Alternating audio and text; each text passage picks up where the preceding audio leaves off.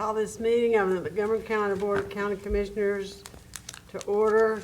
It's now 6 o'clock on Tuesday, March 17th, 2020.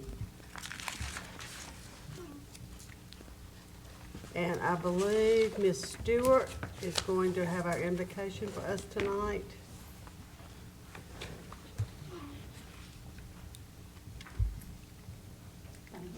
Let us pray.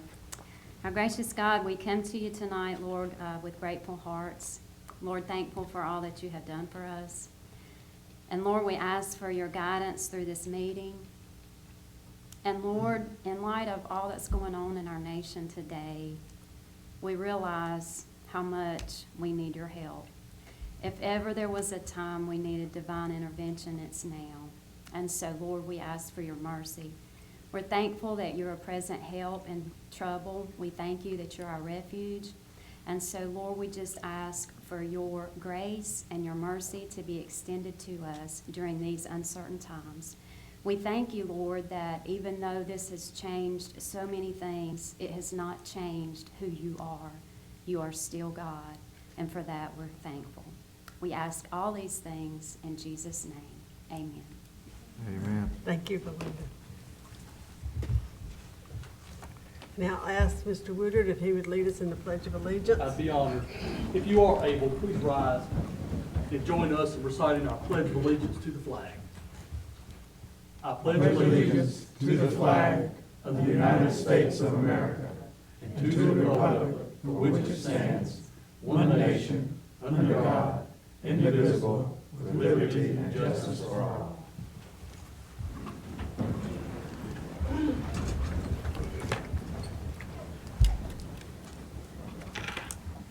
Our next item is approval of the agenda. Do I have a motion to approve the agenda? Move to approve the agenda. Motion by Commissioner Matheny to approve. Do I have a second? Second. Second by Commissioner Mack. All in favor? Aye. Any opposed? Our agenda is approved. We have several presentations tonight. Our first one is from Montgomery Community College. Mr. Bledsoe. Chairman, if I can, and Chad, if you don't mind me interrupting, just want to let the board, let the audience know an update on the high school, Central High School, and the shared CTE facility, because I know that's a question that's probably going to come up in these budget discussions. And so if I can just go ahead and preface these presentations with the latest information.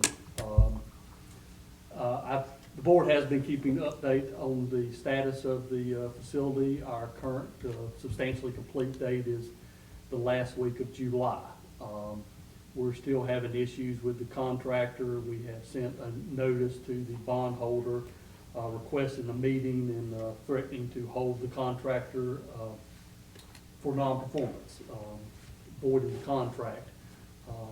We are certainly doing everything we can, Chris and Kenny and Dale and Chad and Bill mentioned and everybody, to get this thing completed. But especially now with the coronavirus outbreak, COVID-19, that we don't think it's going to happen for the start of this school year.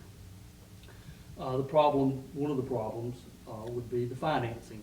As the board knows, we had to go out on short-term bonds for 2 years to finance the cost of construction, and then once the building has been finalized, the USDA steps in and pays off those bondholders.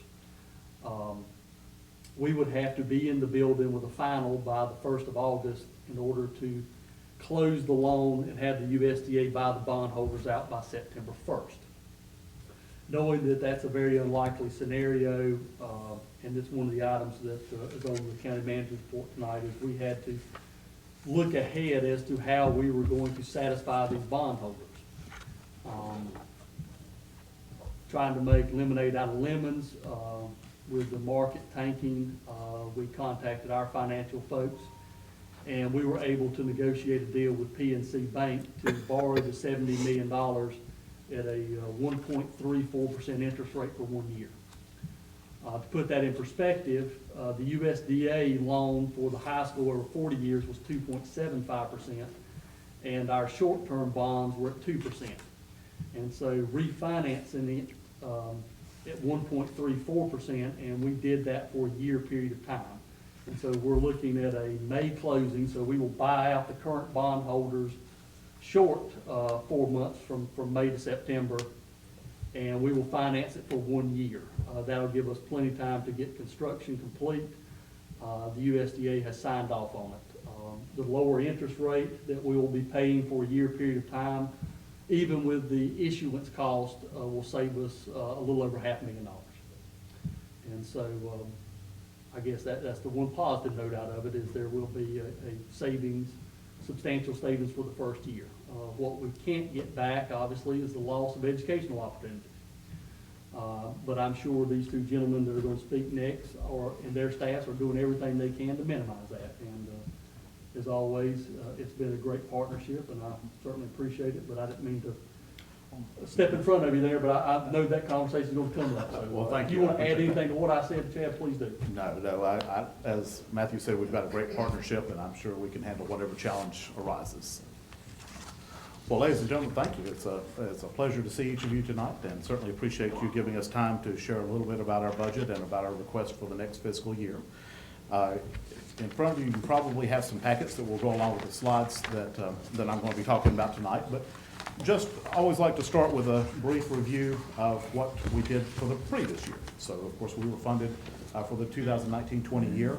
I'm pleased to say that we are on target with our budget expenditures. We do expect to expend those funds by June 30th as we have planned. So everything is moving fine with the current operating budget.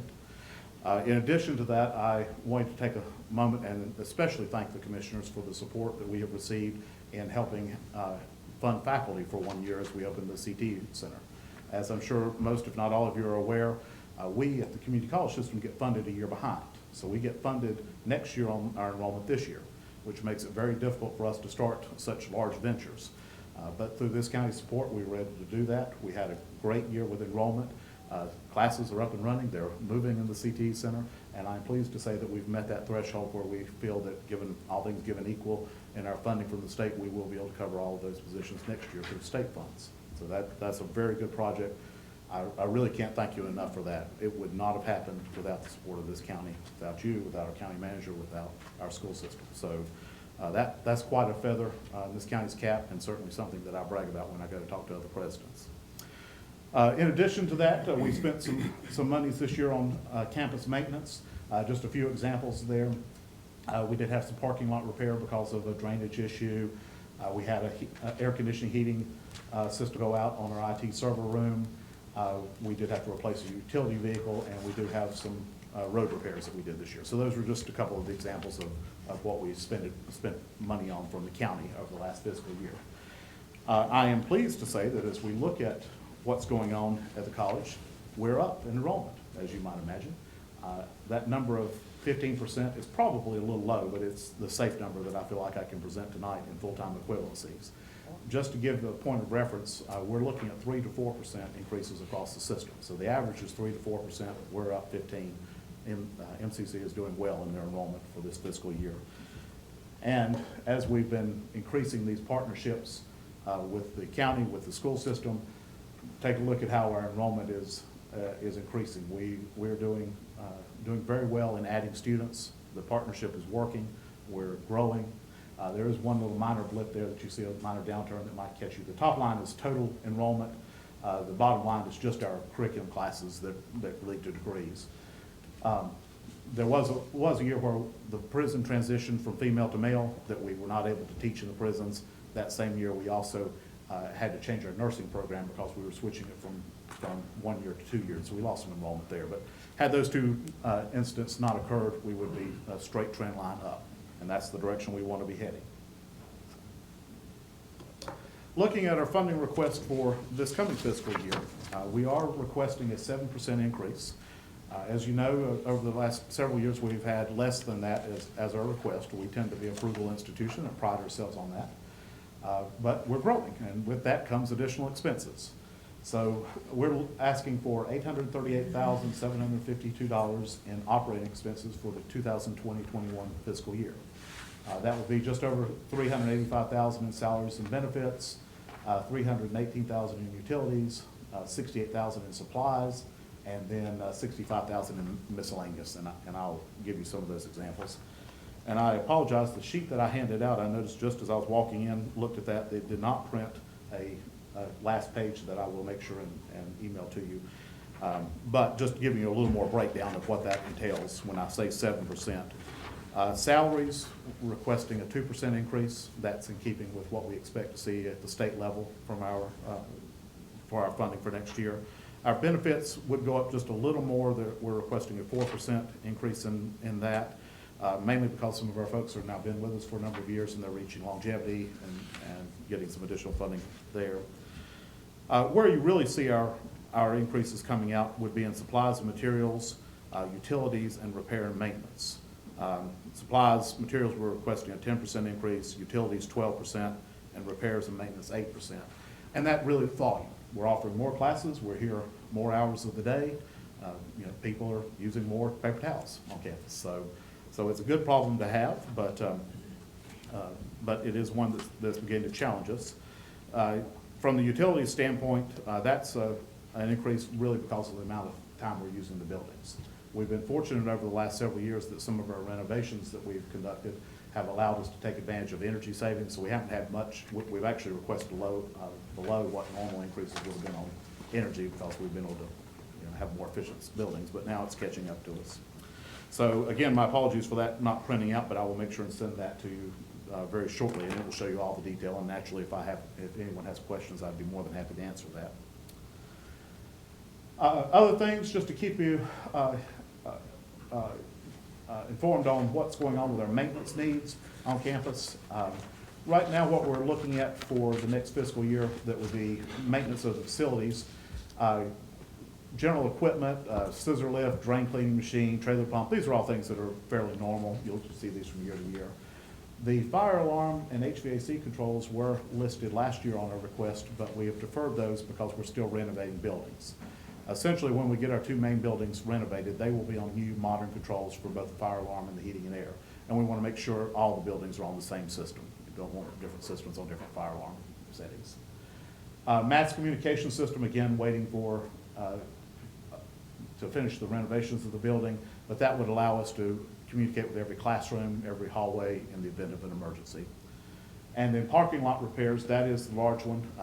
Because we've been in a state of construction for the last couple of years, we've been deferring maintenance on parking lots to the extent possible because we have big trucks coming on campus working in our buildings, and so we've held up so we didn't do something that would immediately get torn up. But we're going to have to repair some parking lots coming up in the next couple of years. One item that is not directly associated with county funding, but I feel it's important to inform the board of each year, is how we're utilizing our Connect NC bond monies. And for those of you who may not have been here when we received that bond money, a few years ago we received $6.3 million from the state of North Carolina to upgrade our facilities.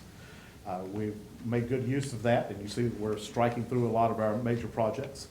But we at MCC took the track that we were going to upgrade our infrastructure. What we wanted to do is have a situation where over the next 10, 20 years, we weren't going to pop up and ask you for a replacement of a couple $1 million roofs. So we tried to do things that were expensive, but that would give us long-lasting benefit.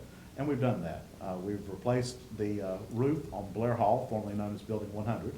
We are in the middle of renovations with HVAC and interior renovations. And as Matthew alluded to earlier, those are probably going to be delayed a little bit because of the COVID-19 outbreak.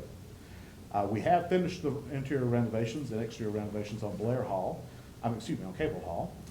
We replaced the roof, completely replaced the heating and air system in that building, and renovated the interior. We were also able to put a metal building on campus for our maintenance staff, which allowed us to open up a lot of space inside of Blair Hall, which was being utilized by maintenance. So now that space can be used for classrooms. So we're excited about that. And in the coming months, we're going to finish out the funding on Blair Hall. We still have some renovations that need to be made to the main auditorium in that building, renovations to other classrooms, and we expect to expend those funds over the course of the next year. So, as I said when I began this, we've had a very productive year. I expect one to continue. Where we expect to see expansion over the next fiscal year, I've already mentioned the dual enrollment programs over at the CTE Center. I won't go through that whole list again, but suffice it to say, we had good enrollment this year. We expect to have better enrollment next year. We think we're going to continue to grow those programs. You also will see us adding new programs. We've received approval for mechatronics, which is the applied science version of our engineering transfer program. So we'll be expanding engineering. Machining, plumbing, public service, administration, and social work are all on the docket to be added next year. So we expect that trend line to continue, and I can't say enough how appreciative we are of this county's support in funding us and helping us complete our mission of educating students. So with that, I will ask if there are any questions and items I could answer. Dr. Bledsoe, as you know, the commissioner's viewpoint on the facilities has been to come up with an unprecedented programming of relevant courses for our citizens so that they'll be job ready and so Montgomery County will have the workforce it needs for economic development. Do you feel that we're progressing in that direction as far as the cooperation between the college and the school system? Yes, sir, I certainly do. It has been, to say unprecedented is exactly the term. I have not seen a partnership like this between the county, the college, and the school system anywhere else in the state, and I doubt that there would be anywhere in the nation. We are beginning to receive calls where other colleges are wanting to know how we're doing what we're doing. We're seeing the fruits of our labor in that we're getting the new programs started. You know, we're adding the equipment daily. We're adding new faculty daily. We're going to be examining how those programs are progressing and make sure that they are exactly that they are high-end, high-tech. We're seeing it happen in our workforce development. You probably have read the articles about AmeriQual coming on campus. They are donating a piece of equipment that we will be able to use to train their employees. Knew that piece of equipment would have been over $1 million. We're seeing recognitions in our apprenticeship programs. We're seeing recognitions with our students going off to things, or about to go off to things, they're not quite there yet, to things such as Skills USA. They will be competing locally, regionally, nationally. So, you know, we're early into it. It's our first year. But yes, I would say in the next couple of years, we're going to be the pride of the state of North Carolina. Thank you. Any other comments or questions from commissioners? Thank you, folks, very much. Certainly Thank appreciate it. you. Thank you.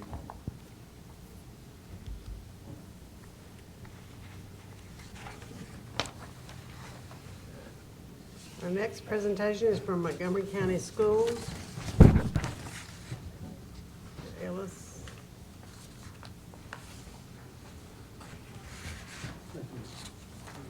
Thanks, sir.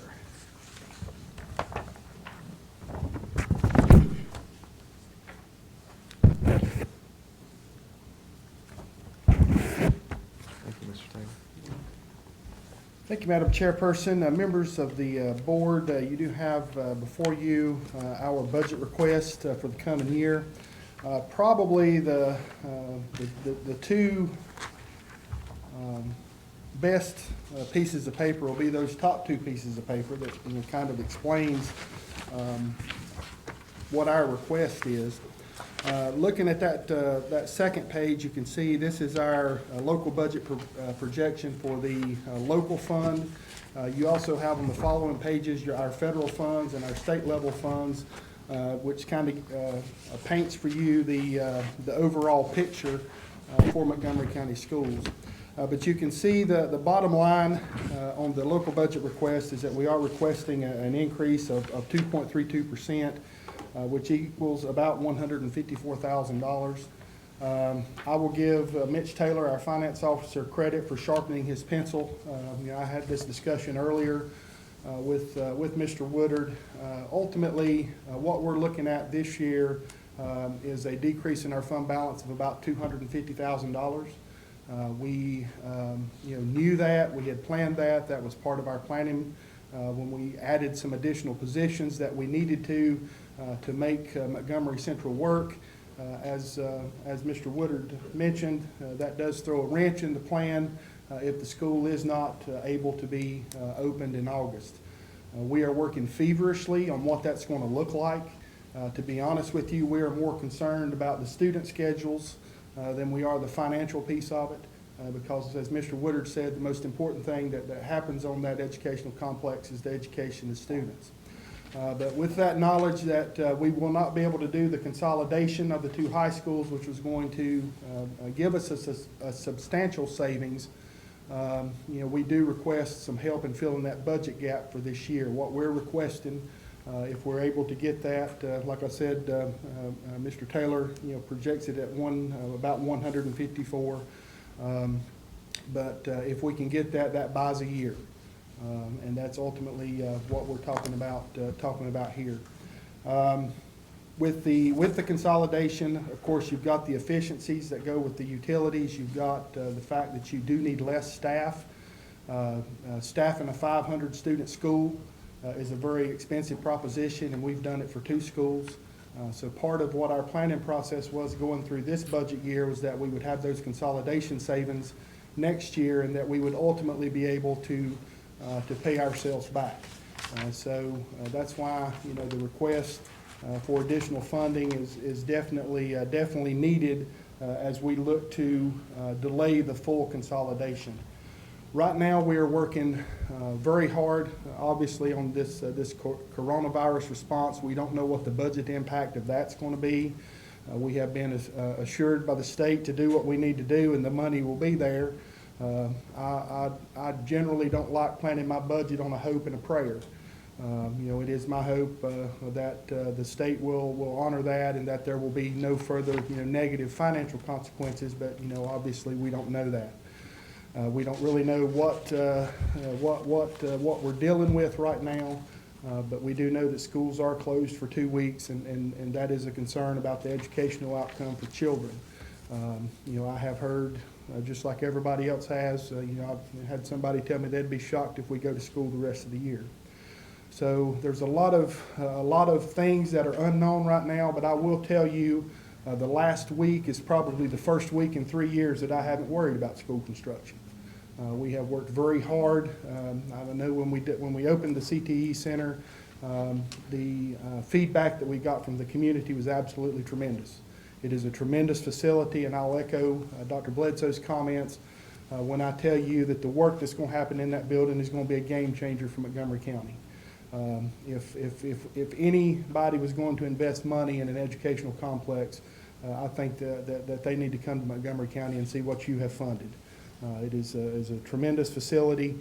We'll work through, and we will make it work. The fact that we are not, or more than likely will not be able to open in August does not mean that, we're going to change a lot about what we're trying to do. We're working on contingency plans right now. We have been in conversation with the county. I'll give kudos to Matthew and kudos to Chris Hildreth. They are tremendous professionals and have done a tremendous job in helping us understand, keeping us up to date, so that we're all on the same page. As far as the partnership, we feel really good about the work that we're doing with the community college. This past year, with the shifting of some of those CTE courses to the college, which you funded here, and we really do appreciate that. Like Dr. Bledsoe says, their CTE is a year behind. That freed up our CTE funds that we expanded our career and technical education offerings to middle schools. That is really a one-of-a-kind thing. I can't find it anywhere else, anybody else that I've talked to. But we've got those kids now taking career inventories in 5th grade and starting to take classes in 6th, 7th, and 8th grade.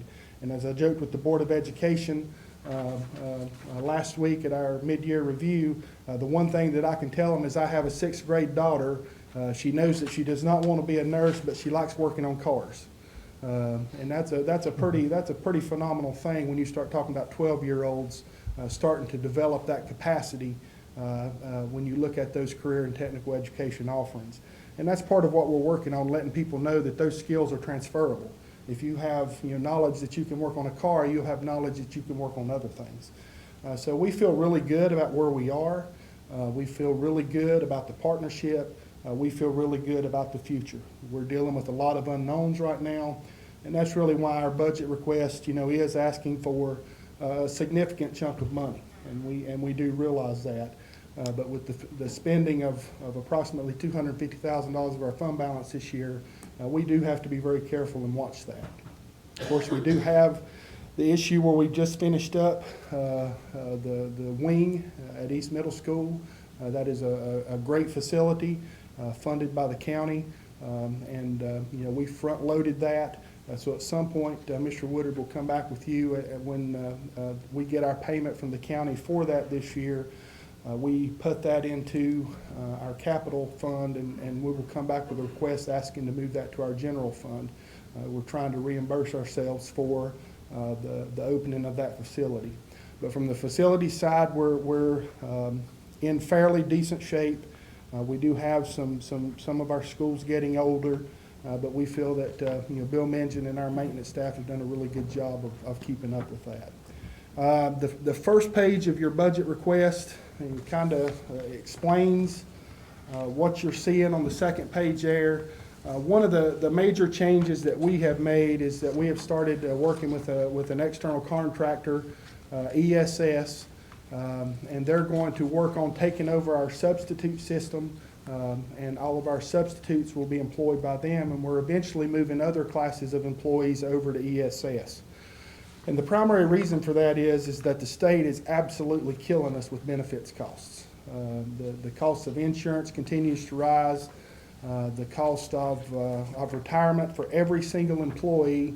I remember a day when we had to put 10% of their salary into retirement.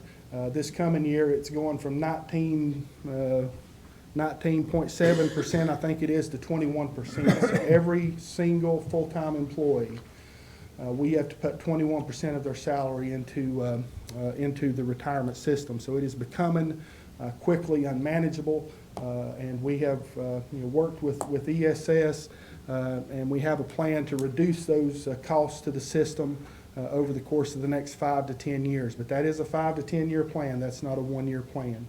But you can see the major change in what you're seeing in the budget is moving some of that money from the salary line item to contracted services for that. You see an increase in the cost to charter schools. There was a new charter school that opened in Montgomery County this past year. We feel like we've pretty much weathered that storm. We don't expect that to continue growing much at this point. To be honest with you, had that charter school not opened, we would have grown in enrollment this year. So we are starting to see homeschool and other students come back due to the excitement for what we're doing with our educational system. We do ask for a slight increase to our grant writing. As you know, we go aggressively after grants. We have received over $15 million in grants over the course of the last 10 years, and we will continue to seek out grants. We like to call grants free money. It requires a lot of work, but it's money that you don't have to fund, and it really funds a lot of our after-school programs and other things that really positively impact our most at-risk students. And you can see there, I'm not going to go through and read this. You have the ability to look through that, but I just wanted to kind of go over some of those major changes. But it's been a tremendously successful year, Montgomery County Schools.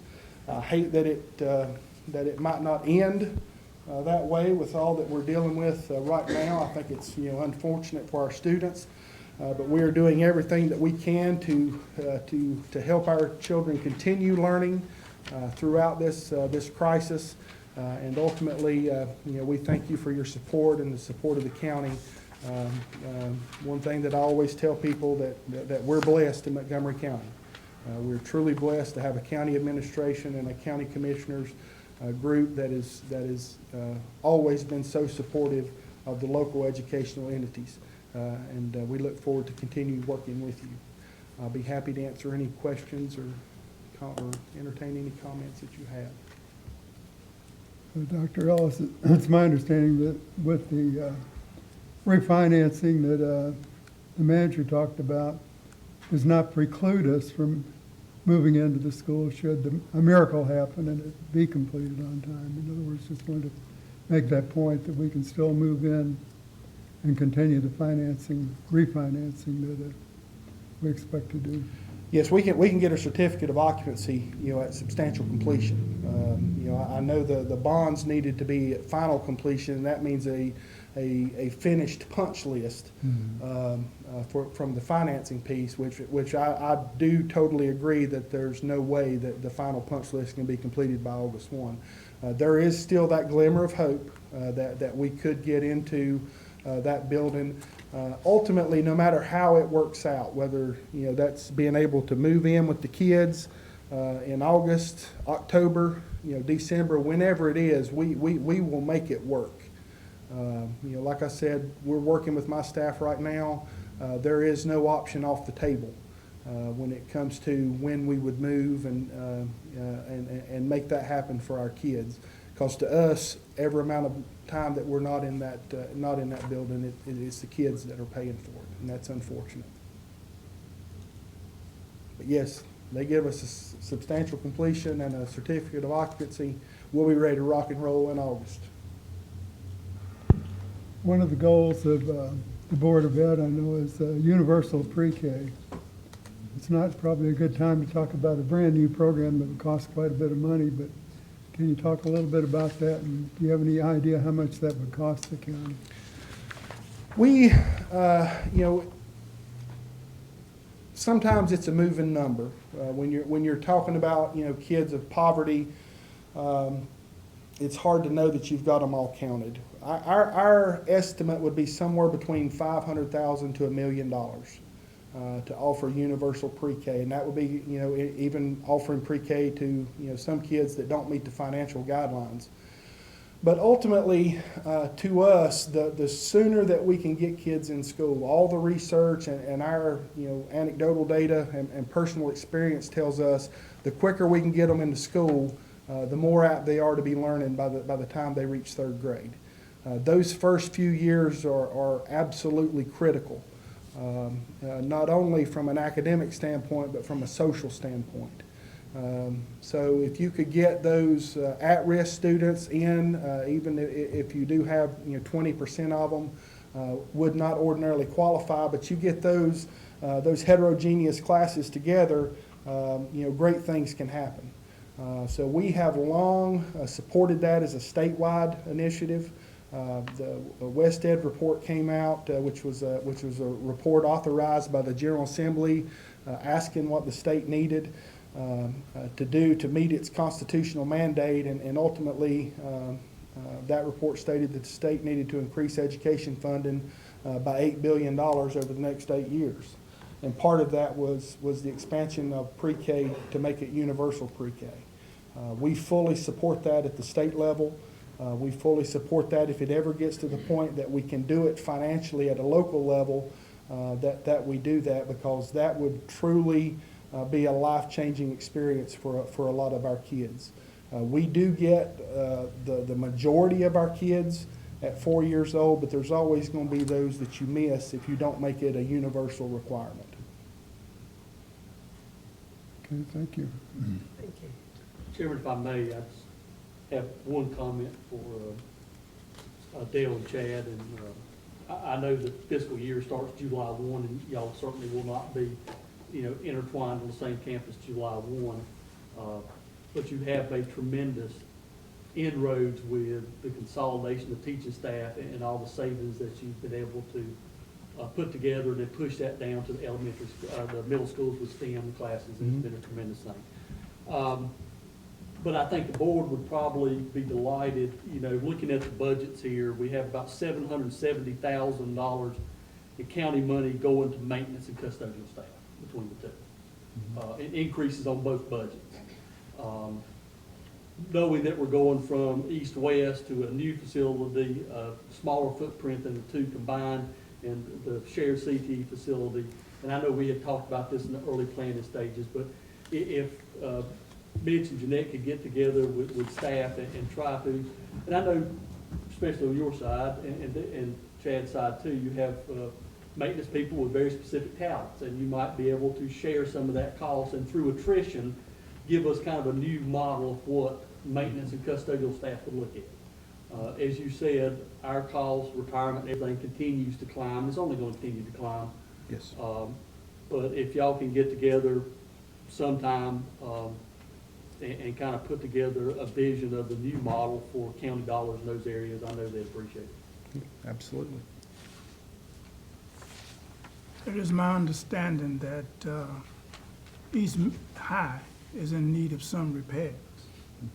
If we're unable to move into the new school, are we in a position to make those repairs so we can the students can remain at East High? We're currently looking into that, absolutely. If we have to remain there, we would, look at making those repairs. Obviously, we have tried to do mitigation efforts so that we would not have to spend, several $1,000s on a facility that we're no longer going to use.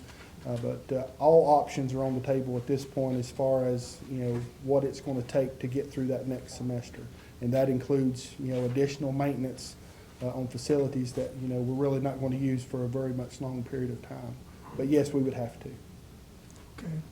And contracting with ESS, last year, when we had a contract with a group that did the students for the preschool, not preschool, but the Head Start. And those students were out of school for 4.5 months. The workers were out of work for 4.5 months. Now, if we go to, and we have a contract with them to do our Head Start program. Okay, now this is separate from Head Start. I know, Yeah. but I'm getting to that point. Okay. Can we be assured, if you go to a contract for substitute teachers, that down the road, we won't run into the same problem? Now, the contract, I mean, we're executing a contract with them that, we can walk away at any time. I mean, we're not ceding anything to them that, I say that they're managing our subsystem. They are managing those employees, but those are, not full-time employees. Those are, the employees that if we terminate that contract, they can come right back to us and start subbing. So we're not going to run into a situation like that they're not paying their bills, because ultimately we're paying that contract monthly and they're turning around and paying those subs. The benefit to us is not really with the subs. The benefit for us is when they start bringing in the maintenance employees and those other grades of employees. Because they work for ESS, we don't have to provide the benefits. So ultimately, it ends up saving us money. But I've assured the Board of Education, if something happens, we've got a 30-day walk-away clause that is not going to harm us in any way. Now, is this a local contractor? It is a contractor out of Virginia, but they actually represent, I think, 600 and some school systems across the nation, and have done so very successfully. So we didn't walk into this without a lot of research. The reason I asked about the local contract is we're always concerned about bringing jobs to the county. And we go outside and hire contractors, that doesn't bring any jobs to the county. No. But they do hire, local people, and that's what we're trying to keep those people employed. Thank you. Thank you, Mr. Matt. Any other questions or comments? Oh, You got one? yeah, just, I guess, more of a concern. I just don't want for us to appear as, I guess you could say, blindsided if the new facility isn't ready by August. So I like the fact that you said you're going to keep all options on the table as far as maintaining the current facilities that we have. And if that's something that is looking more probable by the day, I would like to just stay updated on, measurements that are being taken to make sure that the facilities we do have are capable. It just, kind of puts us in a corner as far as preparedness, because without a finalized date, it just seems that we were all, taken aback by this. But you said earlier you weren't going to, turn away. No idea is a bad idea. So, and I appreciate that you're definitely brainstorming with the board to stay on top of that. Thank you. Just one other question regarding Yes, sir. ESS. If the contractor does not pay the benefits to the sub, then who pays the benefit? I mean, if the school, right now the school is paying the benefit, will the contractor pay benefits for those workers? they have a different, they have a different benefits package. And like I said, they are able to negotiate it on the business side because they have so many school districts. There's only, 115 school districts in the entire state of North Carolina. So they have a separate benefits that they have with the power of 600 and some, however many districts it is that they work with. So they're able to get a different benefits package that is more affordable. The benefit to our people, if they choose to go with ESS, is that they make more money. They get a higher wage than we can pay because we have to pay more for the benefits. So by going to ESS, they are able to get lesser benefits cost to ESS, and the employee actually makes more money per day. So the per diem that they make with ESS, they're actually getting a raise.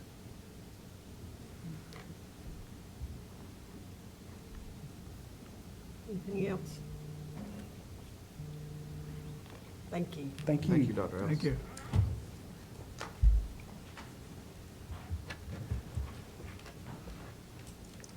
Our next presentation is from our sheriff, Sheriff Watkins.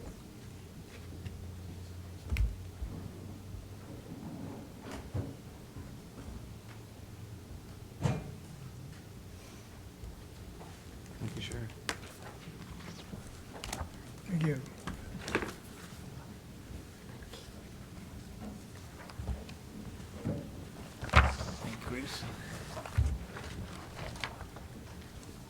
Good afternoon. I appreciate this opportunity to come before you and to share a little bit of information concerning the operations of the Sheriff's Office for 2019 and talk to you a little bit about our upcoming year. As most of you are aware, the general perception is, of course, that the Sheriff's Office's main job is public safety, and that is true. But we also investigate crimes and effectively represent the victims of those crimes. We serve the civil processes of the courts throughout the county. We maintain and operate a detention center and care for those inmates. We conduct investigations concerning the carry concealed permits, handgun permits, pistol purchase permits. We also regulate sexual offenders that live inside of Montgomery County that are placed on the national registry. In addition to that, we seize and levy monies and properties for business for civil non-payment of debt. We provide assistance and transportation for those that are deemed mentally ill to and from our state's hospitals and care facilities. And of course, we protect our students, teachers, and schools through our SRO program. And lastly, we serve as the security at the courthouse and the courtrooms. The Sheriff's Office is one of the approximately 18 agencies that serve Montgomery County. We have 57 full-time employees and about a half dozen part-time employees. Our Field Services Division provides 24-hour essential services to the citizens by answering their calls, by also providing security at our high school, at our middle school, and our community college campus. Our investigative services takes care of the investigation of crimes and the diversion of drugs from our community. And of course, our detention services serves to keep those inmates on a pretrial basis. And we also contract with the North Carolina Department of Corrections to house 22 inmates on a post-trial, which does generate income for the county. As I said, one of the things that we do is to provide essential services, and to kind of go over a snapshot of that. In 2019, the Sheriff's Office responded to 11,161 calls for service. That's an increase of 777. So there were more calls that were called into the dispatch center that generated a deputy to be sent to someone's home or business. We conducted 1,121 arrests, which is a slight decrease from the year previous by 85. We served 1,754 subpoenas, which is a decrease from the year previous. We issued 73 citations, which is also a decrease. And we served 2,266 civil processes, which was an increase of 517 from 2018. In total, we had 16,506 calls for service, different things that we touched, items or processes. Behind that page, you'll see a 3-page document which is generated from the Emergency 911 Communications Center, which is a breakdown of those 11,161 calls. They're broken down by count, by topic, and by percentage of that overall. So when you have some time, you can look through that, you can find out what generates the most number or the least number of calls that someone needed a deputy sheriff and one was dispatched to meet their needs. Behind that page is a summary of the processes served. The term processes would mean all the court documents, subpoenas, warrants, orders for arrest, and civil penalties and civil documents. Those are kind of broken down for you on that tablet by category, by month, and of course by total by month and annual. One of the biggest things that a sheriff's office does that's unique from all other law enforcement agencies is that the sheriff's office is responsible for operating the county's detention center, your jail. Your facility was built approximately 10 years ago, and in the terms of a jail, it's relatively new. It has 106 bed capacity. 2019, we processed in 1,546 people in the facility. That was a very slight decrease from the year previous by 53. Our daily average population at the detention center is 92, which is about the same as the year previous. Our days of total incarceration is 32,031, which is an increase over the year previous. We do participate in the statewide misdemeanor confinement program, and that is what I spoke to earlier, that we have 22 beds of those 106 allocated. Those 22 beds do generate about $320,000 annually for the county to offset the cost. The demographics of the people held in the county jail is on the next page, reflecting the total number of days of incarceration, the number of people booked in and released, and then the breakdown by race, by sex, by age, and by offense. I would be happy to report that that generally looks like the population of Montgomery County. The other page reflects the number of days of incarceration broken down by month, which generally trends the same. It used to have some seasonal dips in it around the holidays, but that's no more the trend. In addition to that, when I said that we care for inmates, it's not just that we incarcerate them, but we're also responsible to care for their health care needs and, of course, to be able to provide them food and to provide them some opportunities through partnerships with the Sandhill Center for Substance Abuse and Mental Health Counseling. One of the pages you'll see right behind the data by month is, of course, a breakdown of the services that we receive from Southern Healthcare Partners, which is our contract vendor that provides nursing, and a doctor provides on-site treatment as well as off-site treatment, and assists us in scrubbing those bills so that we can get it to the minimum cost that we're responsible for. But caring for approximately 92 people on a daily average, some of those being the sickest of the sick and the poorest of the poor, is a challenge for the budget that we have. The next section you'll see is a breakdown of the offenses which occurred. Not every call that was generated in that 11,161 calls for a deputy generates a report for an incident, but those that did dictate the report being taken does represent that 1,488 reports were taken during 2019. I'm happy to report that those incidences that were reported were investigated with a clearance rate of 60%. 60% is extremely good for a rural agency and for a sheriff's office covering a large area. There's another section following that that talks about fleet vehicle inventory.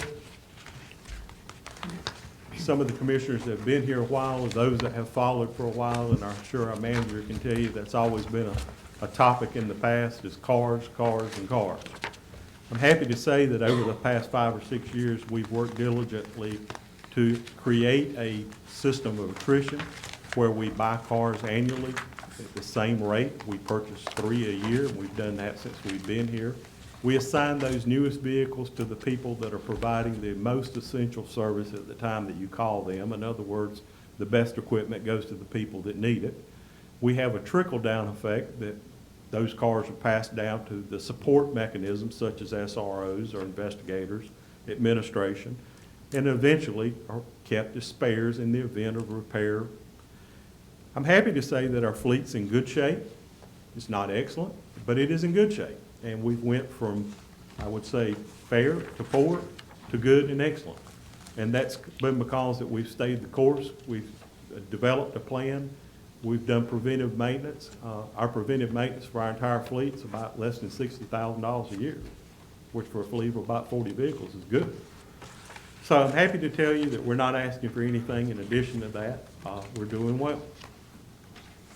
The back section of your packet, the last section behind the last green tab, budget request for 2020, 2021. In that, you'll see a memorandum that I sent to the manager February the 11th, and I think most of y'all, or several of you, have seen this memorandum. It gives a good snapshot of where we're at with the allocations of personnel assigned to the sheriff's office, breakdown by their job, the number of people performing that billet, and what their minimum salary is. In addition, it talks about some of the innovative ways that the manager and I have worked over the years to do some cost sharing as it pertains to some of the positions that we can, shared revenue and operational concerns. In addition to that, we move into some of the capital concerns that we have. The biggest capital things that we see in the sheriff's office is computerization and technology. The world that we live in, to be able to operate and to be able to function in the field, but also to be able to operate our jail. Jails are no longer just brick and mortar structures with a turnkey and a door, but they operate by computer. The facility's 10 years old, and we've worked over the past couple of years, like last year, the IT department and I were able to do a retrofit and replace all the monitors. There was 143 monitors, push-to-talk monitors, intercom systems throughout the facility. We replaced every one of those, partly because there was probably about a 10% fail rate. The other part was they were failing, and we needed to replace them. To be proactive, we went ahead and replaced those last year. This fiscal year, we're looking at, as this year works out, to replace a lot of the DVRs with new technology to go from analog to digital. And as we move forward, we'll be looking at things like replacing the camera itself to enhance that. Each year, we've done little things to replace the brains and the nerve endings of the facility, because the brick and mortar will stay the same. The next page that you'll see is a comparison of our county with the counties that border us. It has a green stripe for Montgomery. So when you see green on that page, that's the one I want you to look at. That gives the base salary for detention officers and for deputy sheriffs. And of course, the counties that surround us, it gives you their base salary for detention officers and deputy sheriffs. Last but not least is our current fiscal year budget, broke down line item by line item. I give this to you, and one thing that you'll also see in there is a snapshot page. And so I give you that if you want to look at what we've been doing. 5 years ago, I began tracking the numbers at the sheriff's office and reporting annually to the commissioners to give you an insight of what we're doing. If you'll look at that 5-year tabulation, you'll see that things pretty much are trending the same. The biggest increases probably happened in 2015, and that was when the daily average population of the detention center was running about 53. As you can see, we've ticked up if we've gone through the years to our current 92. The other numbers are pretty much generally the same. So I come before you with that report. Happy to entertain any questions you may have tonight. If you have any offline, I'm always available to answer those. But as far as future needs, you'll see in that last memorandum that we're not asking for gizmos and gadgets. We're not asking for trinkets or more cars. What we're asking for is stay the course. The course has served us well, and I ask you to give great consideration to the salaries of the men and women that serve the sheriff's office, that serve the people of the county, as I'm sure you'll do with all the county employees. That is our biggest challenge, is we're in now, and as we move forward, we want to be in a position that we can be most marketable as we can to be able to keep the good people and be able to attract good people and not to have turnover and to be able to continue the level of service that we're doing. Thank you, and I'm open for any questions. Thank you. Any questions or comments, commissioners? Thank you very much, and should you have something, if you go home and digest as you try to sleep, call me. All right. Thank you. Chris. Thank you.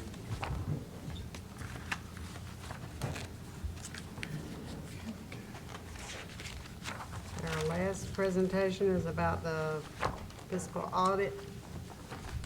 Mr. Chairman, Manager? thank you. I will ask the Finance Director, CD, to come up and to give the board the highlights of the 2019 finance audit for the county.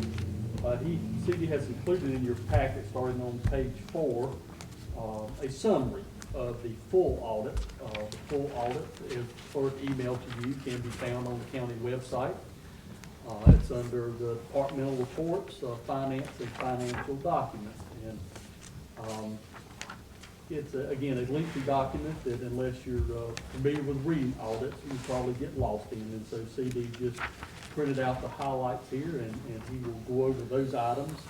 I want to personally thank him and Belinda and Mary Kennedy and Misty, who was in finance and now the clerk, and she's still over there helping out. And Lori's the new employee, that they do a tremendous job of being the behind the curtains backbone for all the departments in the county that are out there doing the first line work. And having a good audit and knowing where your finances are going and keeping things running smoothly is very, very important. Before CD talks about the good things, and we did have a productive year, I feel like I do need to discuss the audit findings that you will find in that packet. Not to highlight the bad things, but again, just for public transparency, I feel like I do need to mention those items. When you look at the full packet, the audit findings, and there's 4 of them, are found on page 158 of that full audit packet. The first one involves not necessarily the finance office, but social services. Workers in social services, because they're getting state and federal reimbursement for the services they give to the public, are reimbursed by those state and federal dollars. They have to keep track of every minute of their day. And it's called day sheets. It is the process that they use to record their time. Our independent auditors came in, they looked at 11,600 minutes of recorded time. And of those 11,600 minutes, they found 570 minutes deemed to be incorrect, plugged into the wrong hole. And so that was an audit finding. Day sheets is kind of like herding cats.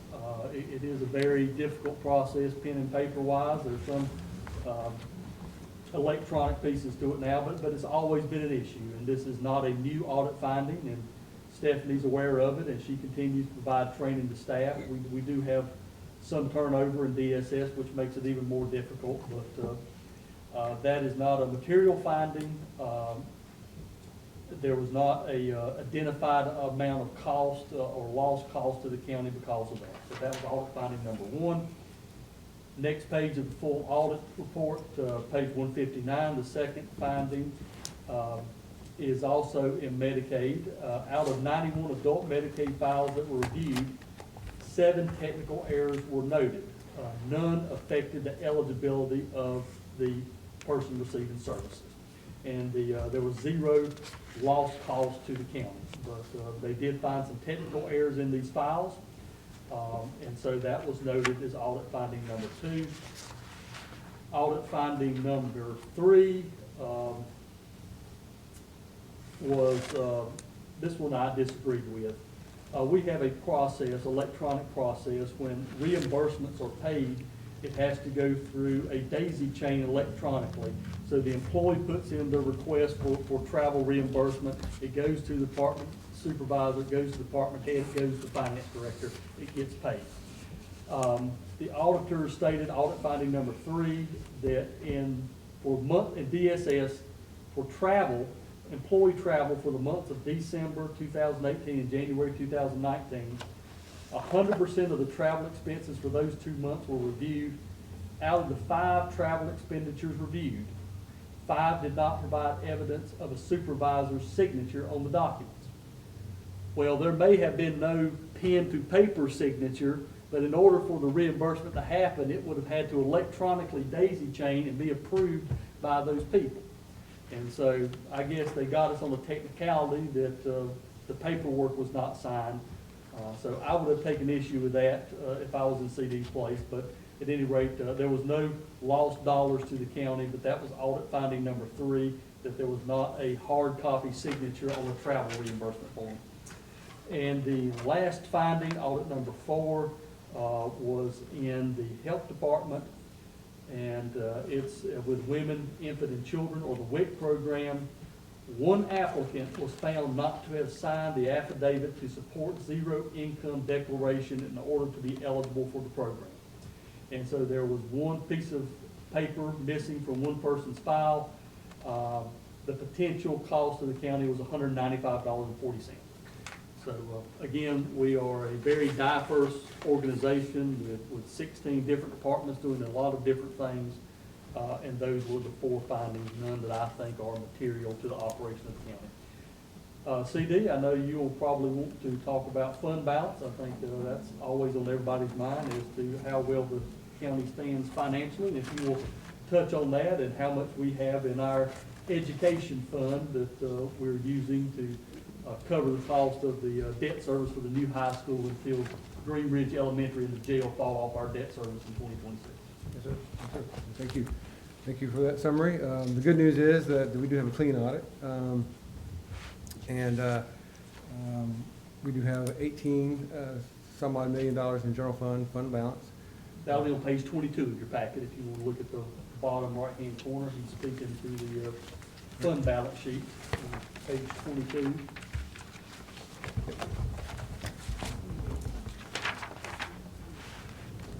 It's at the bottom of that page, I think, and then you'll see right above that, the available fund balance is just over 11 million, I think.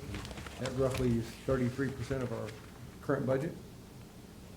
And the total fund balance is roughly about 54% of our current year's budget.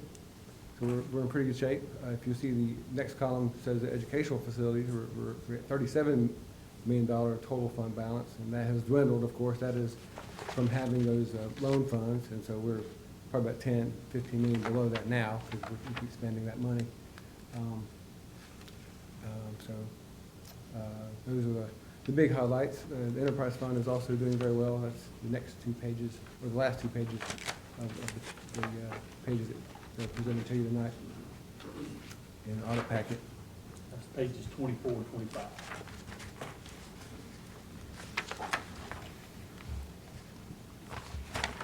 Yeah, I do have great staff. Belinda's here, and as well, she not only does she help me a lot, but she obviously helps Miss Lee guys with the prayers as well on occasion.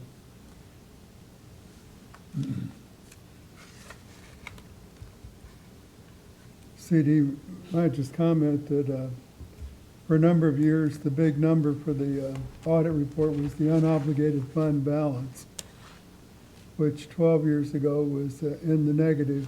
Mm-hmm. And currently it's at 33%, right? Yes, sir. And that does not include the amount that has been put into the capital improvement fund, That's correct. which had we not established capital improvement fund would also be added to the fund balance. So That's correct. There's in another those 2 12 million. years, we've essentially saved, about $40 million over. Yes, sir. Probably so. There's another 2.3 million in the capital reserve fund that you mentioned, and we've transferred 13 million over to the school fund from the general fund for the high school project. Yeah, I agree. At least 40 million probably. It's a great job on the part of finance and the manager. We appreciate it. Yeah, you're right. Since the manager's come, the fund balance has grown. It was about 11%, I think, in 2011, and it's, yep, 33%, 54% now, so much better shape. I appreciate his leadership and your leadership as well. The other question is, the LGC used to be, come down hard if we didn't have our audit report in by, what, about October, November? How do we get by with not submitting it until?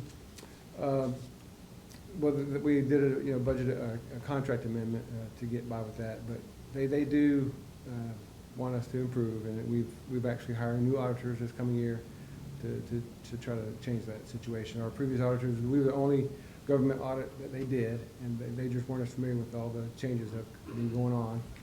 And so we're gonna be hiring another auditing firm that does 4 other counties in North Carolina and several other counties in other states as well. So they're very more familiar with the laws, and we should be. They're telling me that we will have no problem getting the audit done by October 31st. Thank you. And that is on your consent agenda tonight, the audit services contract with the new firm. And we do hope to get a more responsive firm this time. It's going to prioritize us. With that said, it's also a good policy about every 4 to 5 years to change firms. I know this will be, I think, the 4th one that I've worked with here. But, it's always good to get a fresh set of eyes. And I'll also mention that CD and the staff I just mentioned, the other 4 persons, that basically the 3rd floor up here, it's just not all the financing and all the financial record keeping. They also run payroll for the entire county. They also handle all of the animal control-like issues and hearings and paperwork. They also do the rec fund. They also deliver Meals on Wheels, and they wear a lot of hats. I guess we'd be remiss not to recognize the work of all the departments in managing their budgets to support finance as well. Absolutely. They all do a good job. Yes, sir. Thank you. Thank you. Thank you. Thank you.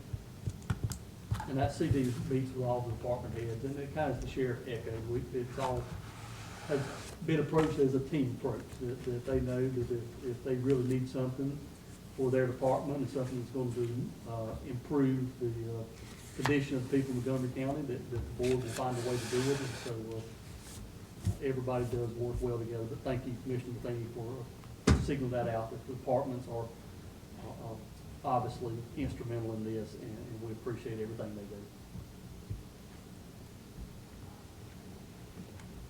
Thank you.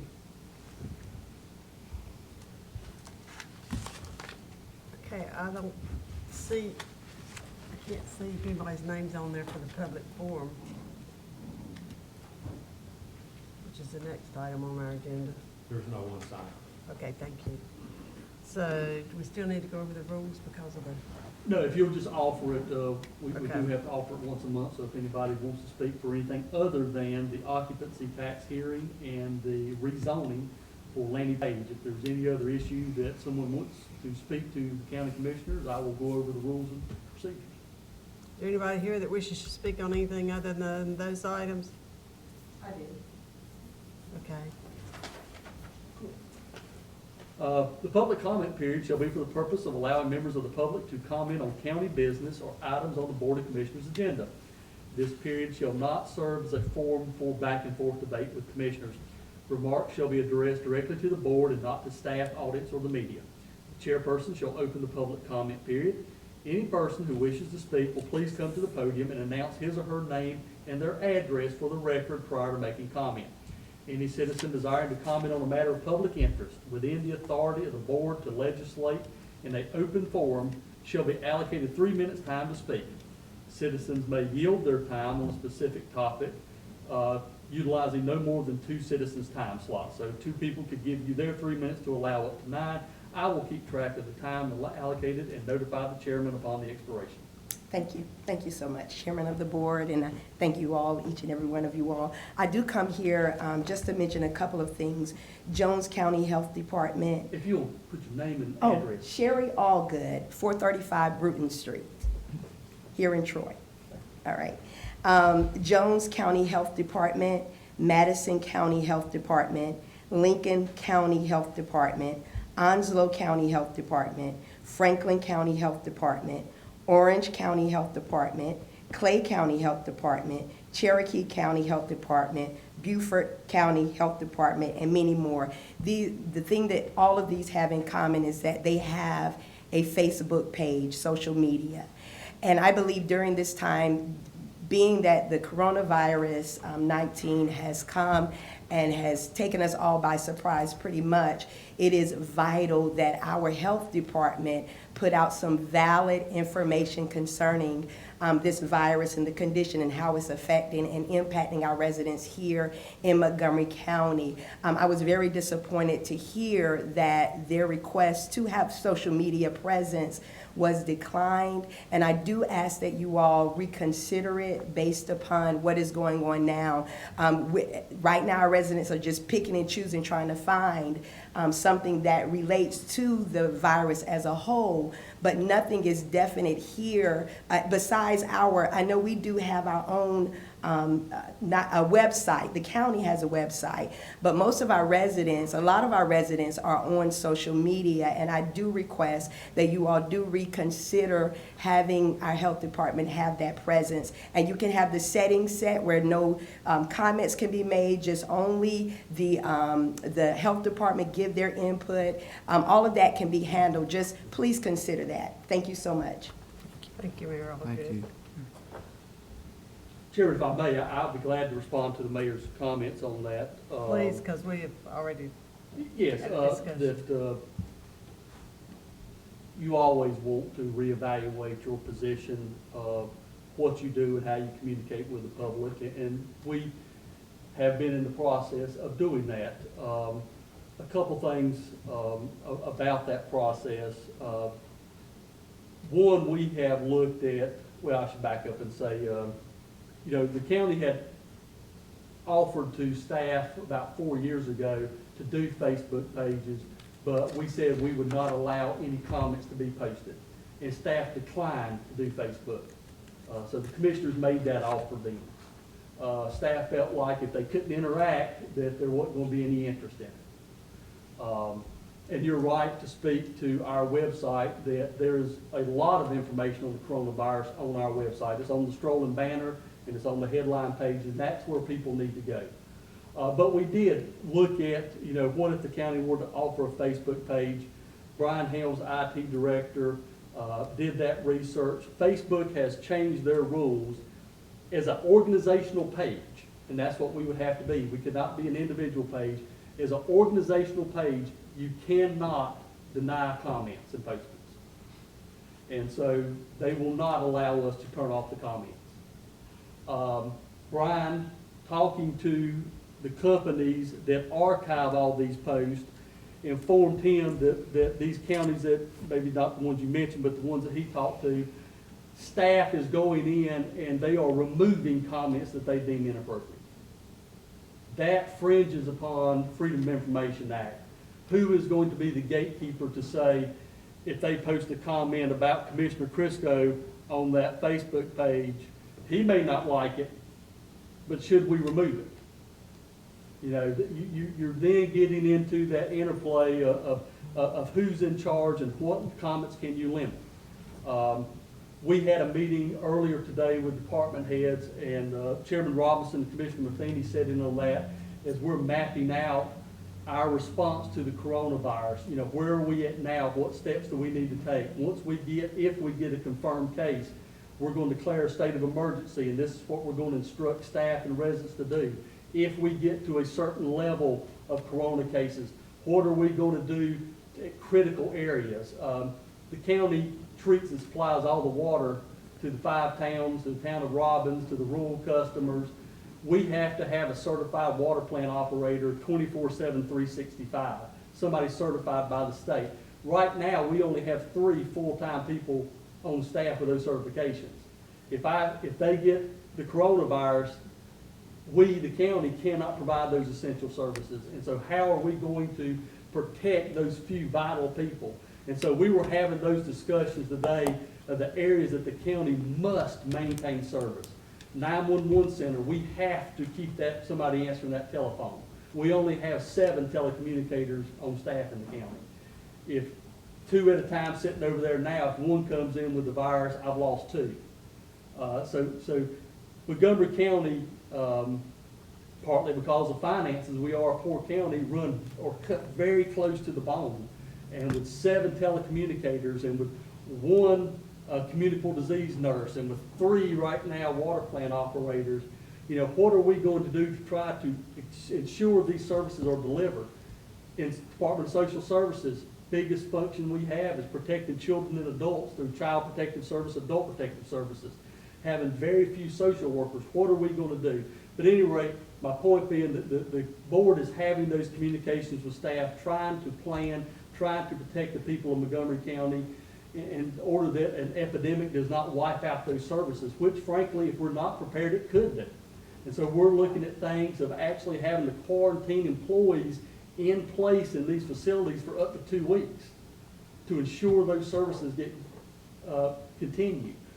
So I think the board is doing a tremendous job of trying to look out for the people of the county. I agree with you completely that people certainly Facebook today, and that's how they communicate. We certainly see, like in Iran, where the Facebook rumor about how to cure the corona, 44 people died by taking that advice. There are legitimate news sources. There's newspapers, there's cable stations, there's the Montgomery County website. The health director has communicated that given that Facebook will not let us remove posts, she agrees that right now is not the time to go into it, that we need to rely on those core services that we're doing through the website and through our other actions. So that's a kind of an up-to-date, as of literally a couple of hours ago, getting out of that meeting. But we are continuing to have those conversations. That was one of the items on my agenda tonight, so you actually brought that up for me, and I appreciate that. But I'll be glad to answer any questions the board may have regarding that. But I know Commissioner Henson had reached out to me and wanted to start the discussion, and so that was on my report tonight to bring that back in. But that's the latest and greatest on our discussion. So the director does not want that extra responsibility at the time to actually maintain it as well as the website? Yes, the director feels that because of the nature of it, if you cannot restrict posts to it, that you're going to get inappropriate posts, and it does not feel good at this time. Right. But again, I agree with the mayor. It's a double-edged sword. That's how people are communicating. Right. And so we will continue to look into it. Brian Helms has been tasked with trying to come up with a solution that's going to get the information out there, but not let it be a posting forum for, I mean, obviously, as we can just look back a couple months ago, the board gets into a lot of situations, not by their own doing, of things that are of public interest, and people comment on those things. And not that public comments are bad, they're not. That's what this forum for that the mayor takes advantage of, is to come here, get involved. This board goes literally 6 months at a time without a single person coming to comment on county business at a meeting. That's where you really need to get involved. Come to the meetings, learn what's going on, get educated, and voice your opinion. That's my Facebook post. And we are taking efforts to inform the public, you know, the same thing that the CDC and is telling, you know, and WHO is telling the public as well. You know, all we're doing is disseminating that same information on our county website at the very top of that scrolling banner, like you were saying. So there are efforts being made to inform the citizens on a social media platform, not so much, but who's to say that's not something we'll look into in the near future when the health department isn't absolutely overloaded with other concerns. So. And right now it is, Health Director Mary Perez spent all day today, other than the meeting with us, on the phone talking to people who are worried about this virus, mostly elderly people, as to what the best practices are. And we are doing the best we can to get ahead of it where we can. Again, a county our size, a county in our situation, we have limited resources, and we are trying to take measures to make sure that the water keeps flowing, that the people, the right people, social workers, check on the children that are in foster care, the adults that are in homes and in their individual homes. And so it is a struggle, but I appreciate what everything the board can do.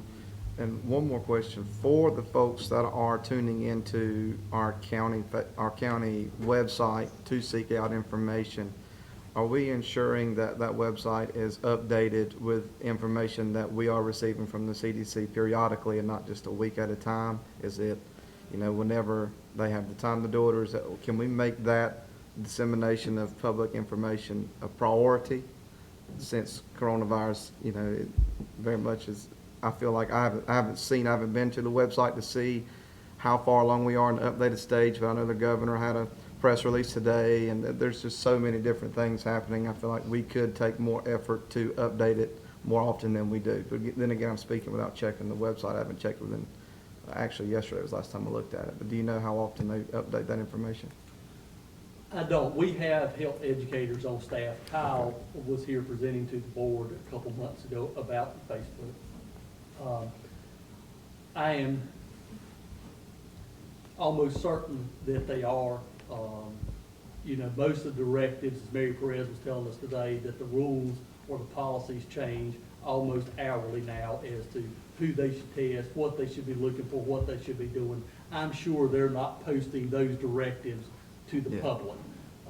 I'm sure that, really for the public, it's best practices. The link to the CDC, as you said, then you've got the governor and Department of Public Safety weighing in. So I think they're trying to put information that's relevant and not trying to overload them with every, Right. What to do and what not to do. People panic. I mean, you look when the governor came out today and he closed the restaurants that run on the grocery stores. Yeah. It's in Moore County, for example, has closed all the libraries. We talked about that today. Should we go ahead and declare a state of emergency and close the library? Randolph closed their libraries today too. We obviously want to keep people safe, but at the same time, we do not want to add to that panic. We have a lot of functions. For example, if we just said the library staff needs to go home, well, how about building inspections? The county does all the building inspections in the county with Pam's, everybody else. Think of all the construction workers that have to stop working if we don't do a permit inspection. It just grows exponentially, and again, as we mentioned about the financing and the budget, our 215 full-time employees work like a team. And I just talked to David before this meeting started about it, and David's in agreement with it, that, we're trying to protect our employees, we're trying to clean the best we can, we've got signs posted, if you have these symptoms, please call the health department desk.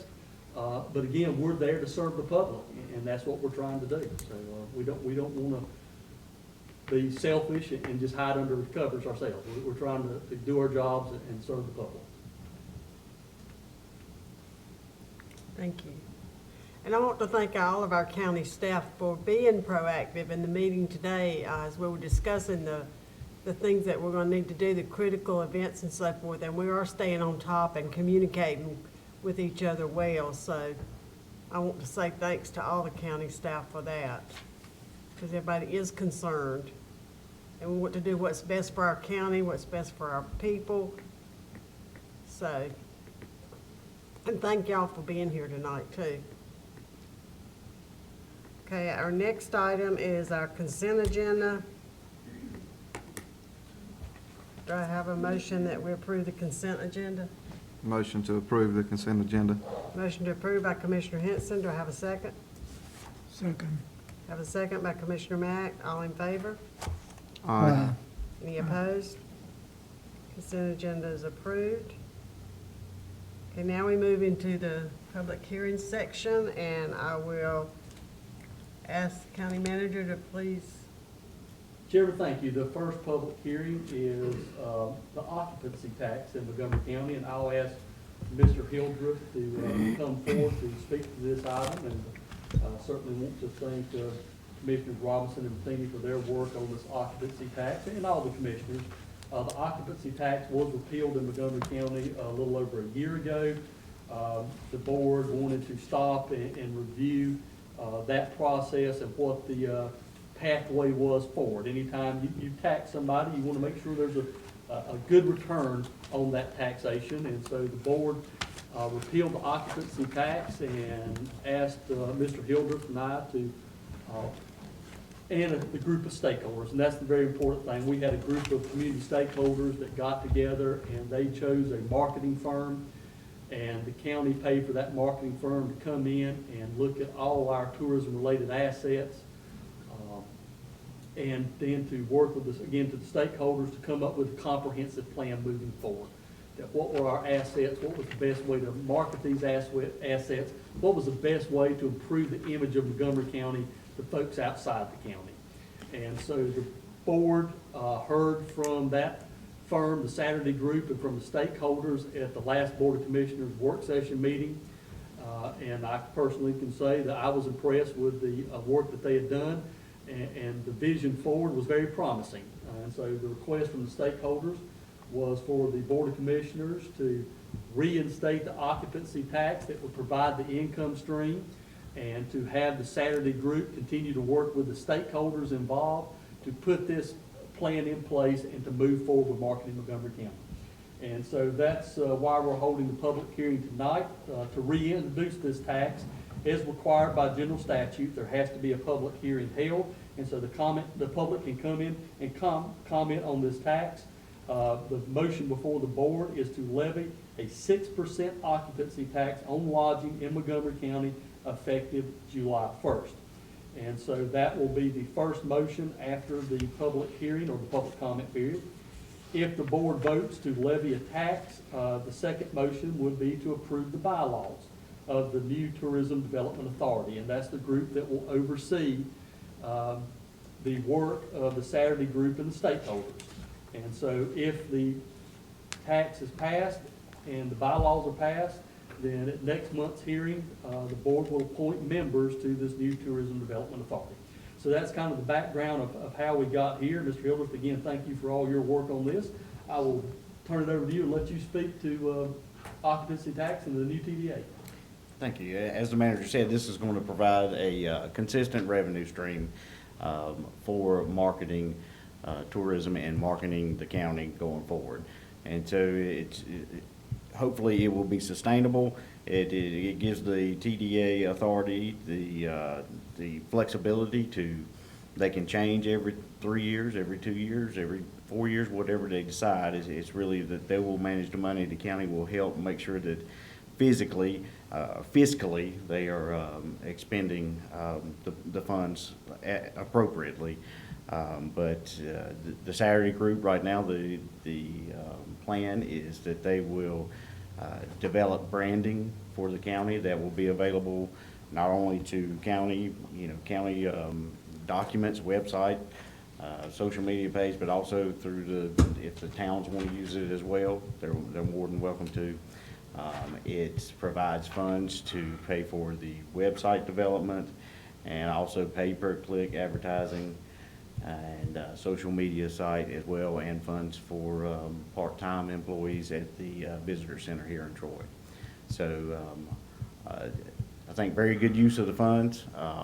Everyone I have talked to, every stakeholder I've talked to has been supportive, and matter of fact, they've led this movement to reinstate this tax at the 6% level and reestablish the TDA board.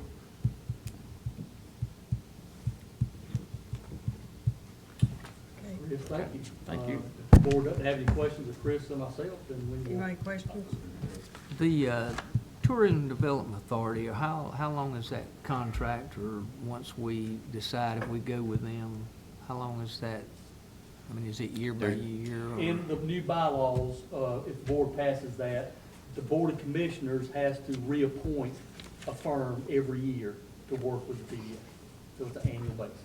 So the Saturday group is where we're at Or right now. whichever board, whichever group you choose. Okay, It would probably be best practice for at least every 3 years to re-RFQ the process and to hear from new firms before you appoint one. Okay. And this is something that you said was pretty much led by the stakeholders. At our Saturday group meeting, the commissioners didn't speak at all. This was all members of the community, business owners, the Saturday group members that were here to represent. I mean, this is really putting the power of advertisement and where the interests lie, which is within the people. And I appreciate your efforts working on this, Mr. Hildreth, going forward. Any other comments or questions? If not, do I have a motion to, Chairman, you will just offer the public oh, comment. is there anyone in the public that would like to comment about this? This is about the 6% occupancy tax that will become effective July 1st. Anyone like to speak about that?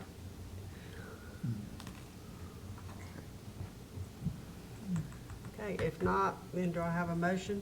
Motion to accept the resolution to levy a 6% occupancy tax. Motion by Commissioner Henson. Do I have a second? Second. Second by Commissioner Matheny. All in favor? Aye. Any opposed? Okay, motion approved. And then you're going to talk about the, A motion to adopt the bylaws for the Tourism Development Authority. hope everyone's had a chance to read over the bylaws.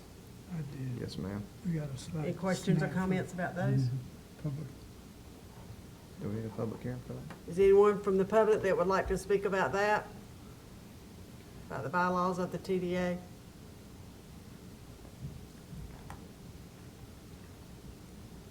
If not, do I have a motion to approve the bylaws? Move to approve the bylaws for the TDA. Move to approve by Commissioner Matheny. Do I have a second? Second. Second by Commissioner Henson. All in favor? Aye. Any opposed? Okay, motion to approve the bylaws is approved. And I may add to the public and to the commissioners, in those bylaws, the new TDA board will meet for legislative action to approve budget amendments 4 times a year. They will be meeting in this room on the same day as the Board of Commissioners meeting at 4 o'clock. One commissioner is being named as an ex officio member to that, if you read it in the bylaws. And so in the absence of a voting member, that commissioner would sit as proxy. So next month, when you approve the new TDA board members, you'll also have to appoint one of yourselves as an ex officio member. So I'll let you have that conversation amongst yourselves over the next month. So we got something to talk about, y'all. Add it to the list. The Okay. next public hearing then is a rezoning, and I apologize to the Mr. Page for having to wait so long. I had a busy agenda tonight, but I will turn it over to the ever capable hands of Andrew Gahagan and let him walk us through this rezoning. Andrew, thank you. I feel like it's been a while since I've been up here to see you, so I can assure you it's been the applications for more complicated things like this that have slowed down a little bit. Building permits are still way up, which is good. Tonight, we do have a rezoning request, RZ 01-2020. Lanny Page, who's in attendance tonight over here, is requesting the rezoning of 3.145 acres of property from residential 3 to industrial. The parcel is located on Wadeville Road, approximately 890 feet south of the intersection of Wadeville Road and NC 2427 West. Further defined as Tract A, as depicted on Plat G72C. A copy of that was included at the back of the application, and the parcel was highlighted. Right now, this is a portion, 3.145 acre portion of parcel ID 750600481102. The parcel subdivision will be completed upon a new deed being recorded. That'll be required before any zoning or building permits are issued for any construction. This matter was reviewed by the Planning Board on February 24th, 2020. During that meeting, I did review Article 4, Section 2.1 of the zoning ordinance. This section establishes several policy guidelines a rezoning request must meet in order to receive favorable recommendation. The guidelines are as follows.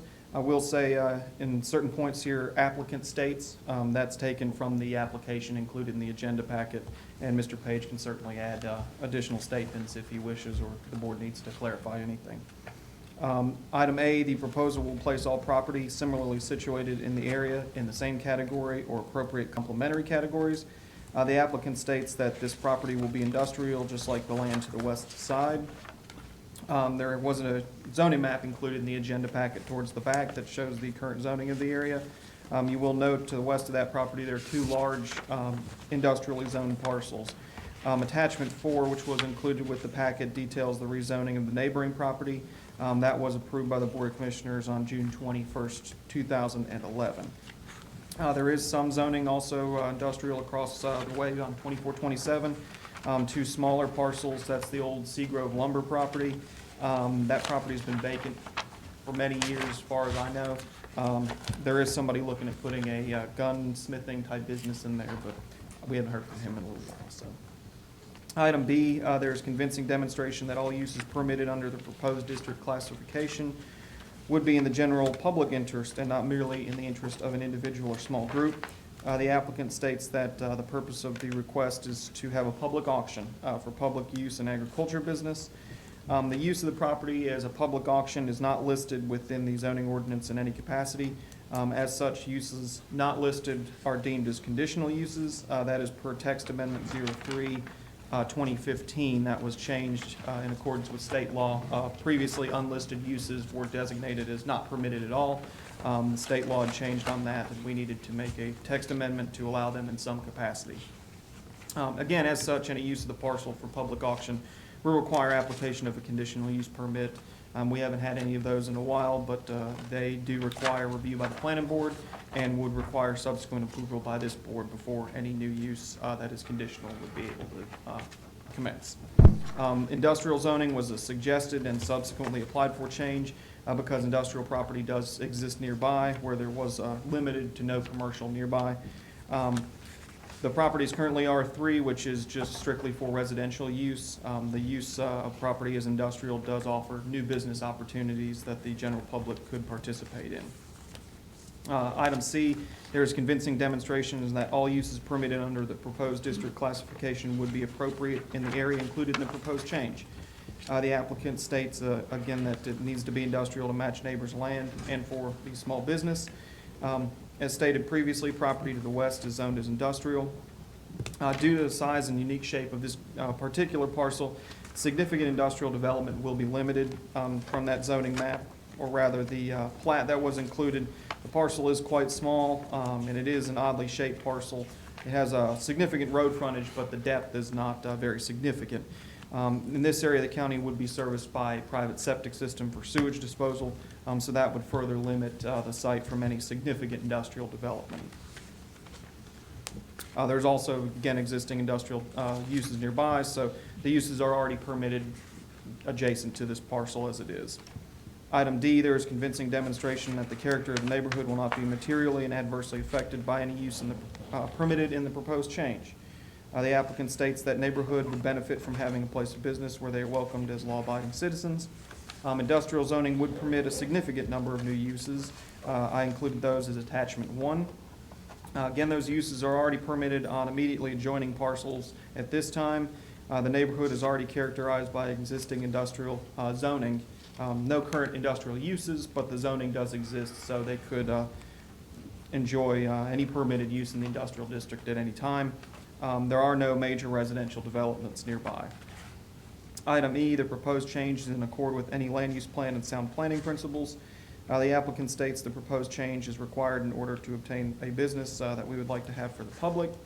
The future land use plan in this particular area doesn't appear to speak specifically to this, but it does not appear to discourage the proposal either. The parcel is located on the border of the Uwharrie Mountains Lake Special Planning Area and the Sandhills Scenic Drive Special Planning Area. We do not currently have any specific designations for those planning areas. That's something we're looking at in the near future. But the land use plan does speak towards several industrial-specific policies. There is one included in there in regards to rural industrial and how it must be sited to limit any environmental impact or impact to neighbors. There is no watershed for this district, there are no streams located nearby, and there are no residential large residential developments nearby. There is a property to the west, the large industrial zone lot. There is a residential home on that lot. As you may remember, the zoning ordinance does permit residential dwellings on industrial property. Included with the agenda packet was attachment 2, which is a zoning permit for that home. As a function of that zoning permit, the compliance condition, or rather a note was written in there, which the applicant for that was aware of, that industrial development could occur nearby because of existing zoning districts. This matter was reviewed by the planning board on February 24th, 2020. The planning board, upon finding that the 5 policy guidelines stipulated by Article 4, Section 2.1 had been met, and that the proposed rezoning was consistent with the future land use plan, voted by a unanimous vote of 3-0 to recommend approval of this request, RZ01-2020, to the Board of Commissioners. The planning board also adopted the consistency statement included in the agenda packet. Please note that a motion to adopt the appropriate consistency statement for this request must be made prior to the adoption or denial of the rezoning request. This is pursuant to General Statute 153A-341. The good news is that the state did finally approve of a large comprehensive package to consolidate 153A, which is the county zoning ordinance enabling statute, with 160, which is the town and city statute package. This is called 160D.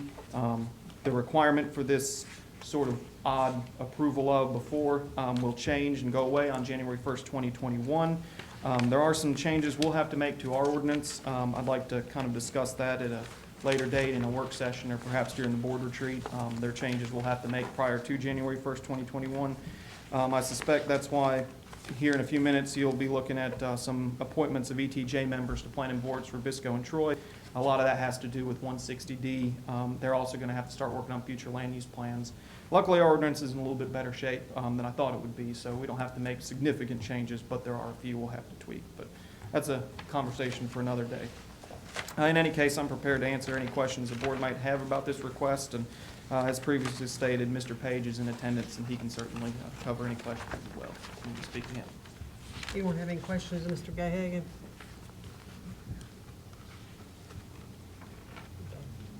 Thank you. Mr. Page, would you like to speak? My name is Lanny Page. I live currently in Albemarle at 32023 Nanny Drive. We used to raise a lot of goats, hence the name. My new address is going to be 227 Wadeville Road. The picture that you've seen where the car was sitting in there, that's our driveway that we've got in there. I'm within the next week or so getting a permit. We've been clearing trees. So my house is going to stay on that 71 acres, but the 3 acres across the road, we did run an auction house in Albemarle in the city limits, but in the city limits you're limited to what you can sell as far as small animals, livestock. There, we want to have something that we can live and watch. And I used to, like I said, used to be a licensed contractor. Long time ago, I came across a licensed contractor, real estate agent, and auctioneer. A long time ago, I came across the bridge, and I happened to see the Montgomery County sign, and underneath it says a golden opportunity, and I'm just crazy enough to believe it. So, my grandma came from Montgomery County, and I think this is where my family's going to need to be back. So I enjoy it here every time we come, even to the grocery store. We meet interesting people, and we can sit in the parking lot and talk 10 minutes, 15 minutes, and I mean, it's just a wonderful place. I wouldn't want to be over here doing anything crazy. That's why in the report I put law-abiding citizen. I don't know what else to say except I appreciate the opportunity. Unlike all the people before me, they asked for money. All I'm asking for is a chance, and that's all I need. Thank you. Thank you very much. Any question or anything of Mr. Page?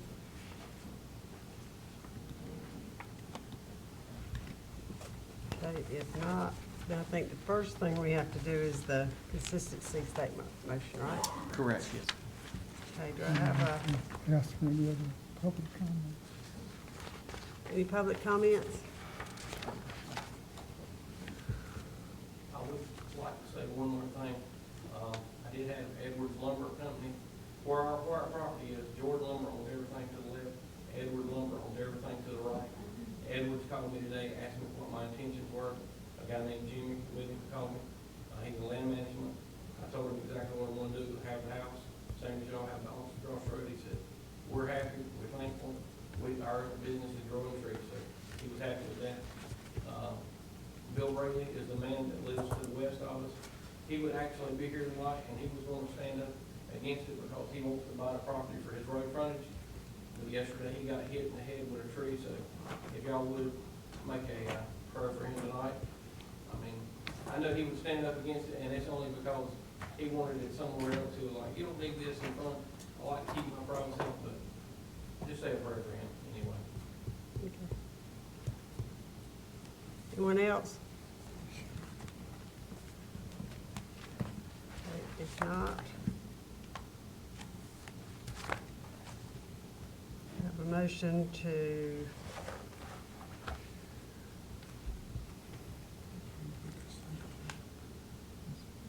adopt the consistency statement.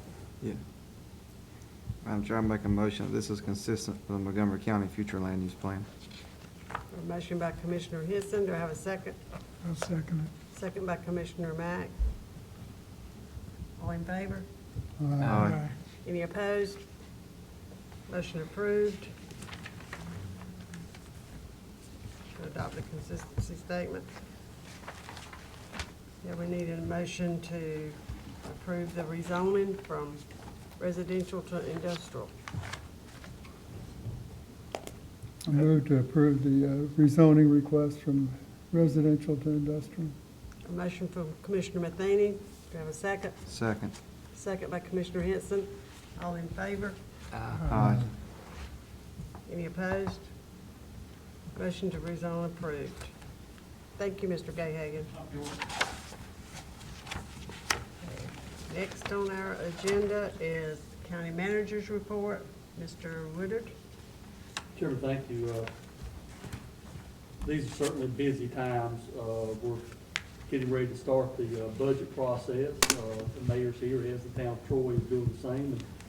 And, coinciding with that is the countywide revaluation, which happens every 8 years. And so we are deep in the middle of that, and we're looking to have values out on April 1st. We've also got the construction of the school that the county's handling, and we spoke earlier about the issues with that construction company and having to get the bondholder involved and the lawyers. We've been keeping the board informed about the water plant, the 40-year-old facility, and the leak that's underneath the foundation that moves finished water over to the clear well. And we're meeting with firms, which are very limited firms that can do that type of foundation work to allow us to get in there and repair that.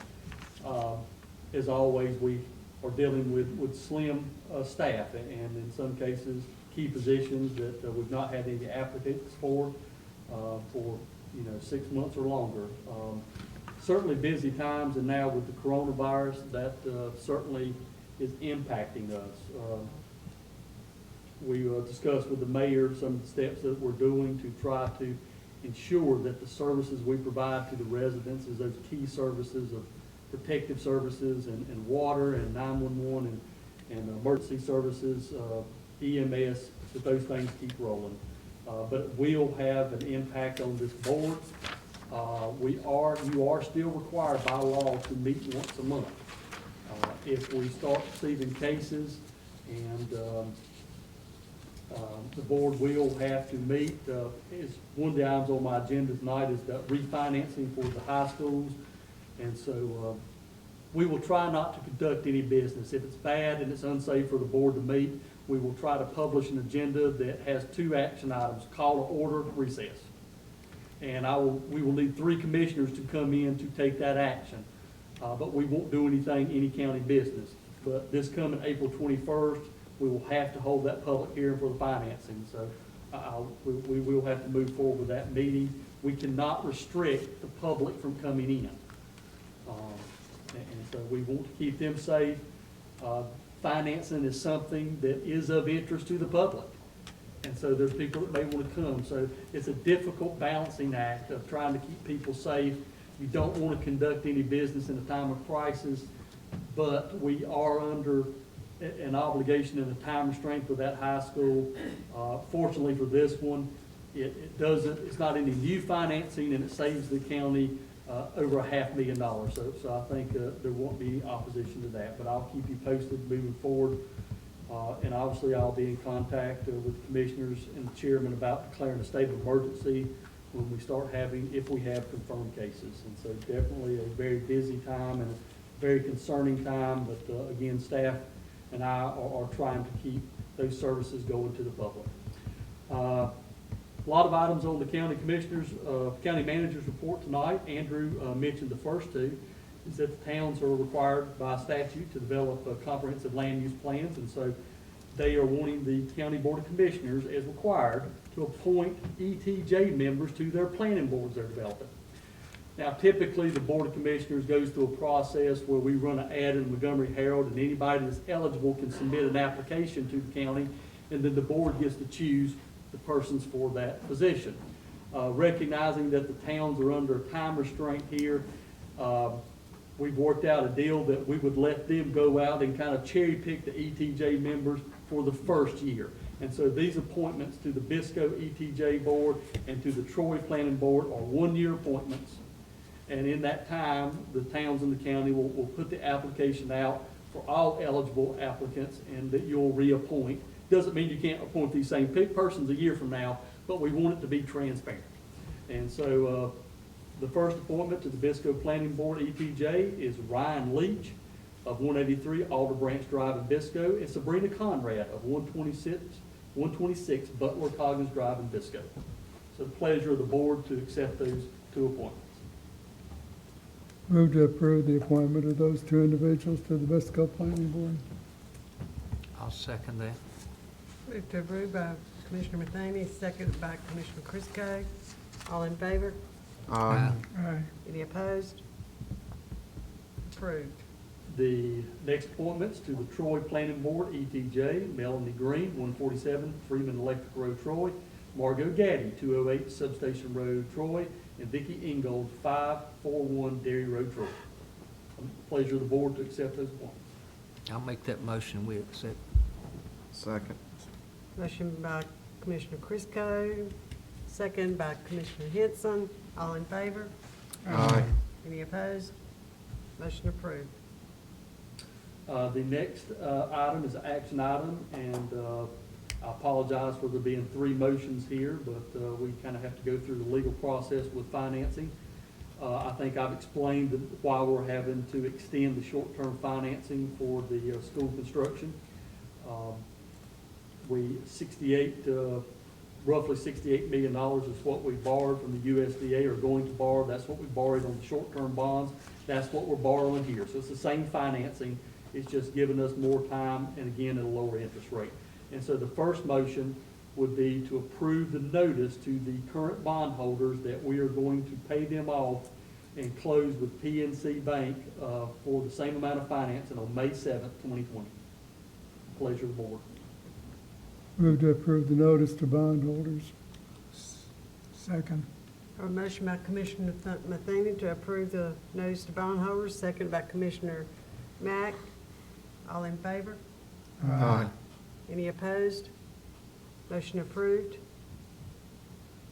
The next motion, we have worked with Jared as our financial advisor from the very beginning of this project, and since it is a new financing, you have to, again, point his company as the financial advisory service provider. So the motion, pleasure of the board, is to approve the financial advisory services contract.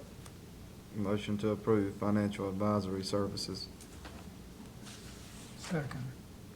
Motion by Commissioner Henson to approve the financial advisory services, second by Commissioner Mack. All in favor?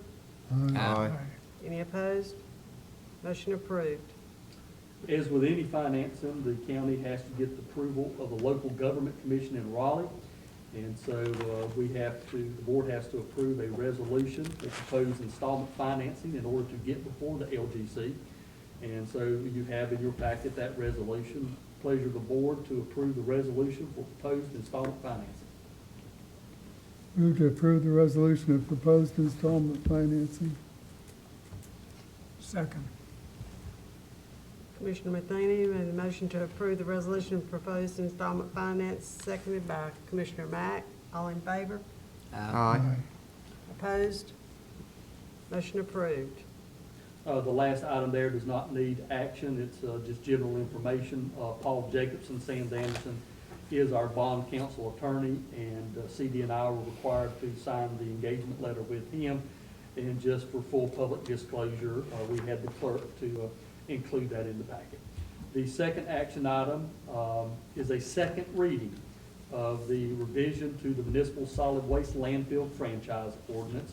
As we have discussed, the landfill is not receiving the volume of trash that it once did, and so that has extended the life of that contract, of the facility itself.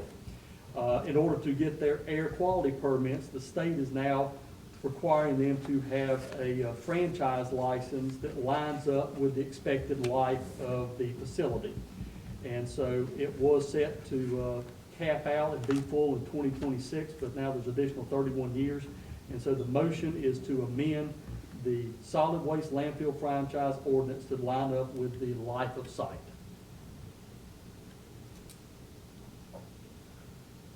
Have a motion? Move to approve. Motion by Commissioner Mack, Second. seconded by Commissioner Matheny to amend the solid waste landfill. All in favor? Aye. Any opposed? Motion approved. The last action item is a FEMA project stemming from the hurricane. The water line that provides water south of Troy at Little River, that line was ruptured during the hurricane. And so this is a FEMA project. We have gone through the process, or Chris has, of getting proposals from engineering firms. Chris, in his memo to the board, has expressed why he wishes to work with the Wooten Company. And with the board's approval, he'll have the authority to sit down and negotiate an engineering services contract with the Wooten Company to move forward with that water line replacement on the Little River. Move to authorize negotiation with Wooten Company for an ESA for the Little River water main replacement. Second. Motion by Commissioner Matheny to authorize and negotiate with the Wooten Company, seconded by Commissioner Henson. All in favor? Aye. Any opposed? Authorization approved. As always, staff is here. If that board has any questions about their activity reports that they provide monthly, and again to the public, please go to our website and you can find the full board packet with all the county reports and items that the board's discussing. It's available to the public. We try to publish those packets the Thursday before every meeting. But the staff's here to answer any questions. Robbie's here if you want to ask him anything about emergency services on the coronavirus or anything. Commissioners have any questions or anything for staff? I made just a question earlier about the currency of the website. I looked at the website and it's current as of this morning. It says it's updated each day at 11 o'clock. So. And it has a provision for sharing on Facebook if anybody wants to share that information on Facebook. But I think it's important that, like I said, that we ensure that what goes out to the public is accurate, timely, and correct, and that allowing extraneous posts on a site would be possibly detrimental to the public. Okay. Any other comments or questions about that? If not, at this time, according to General Statute 143-318.11A6, County Commissioners will go into closed session to discuss the contract and evaluation of the county manager. I need a motion. I'll make a motion. I'll second. Okay, motion by Commissioner Crisco, second by Commissioner Henson.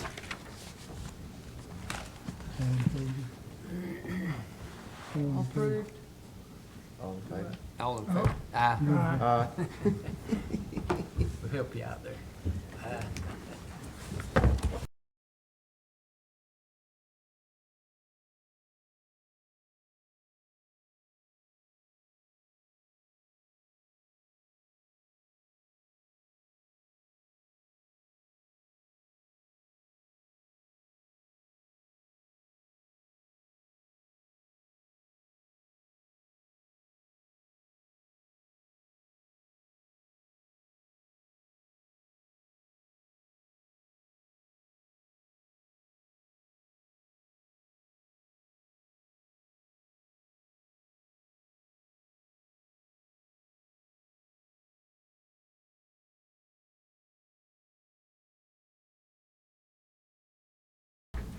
Do I have a motion to go back into Regular session. regular session?